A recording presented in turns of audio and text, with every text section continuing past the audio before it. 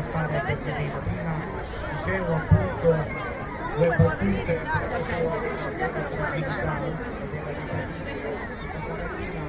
Giampaolo diceva ragazzi che quando sono debole ma sopporto, se quando siamo deboli,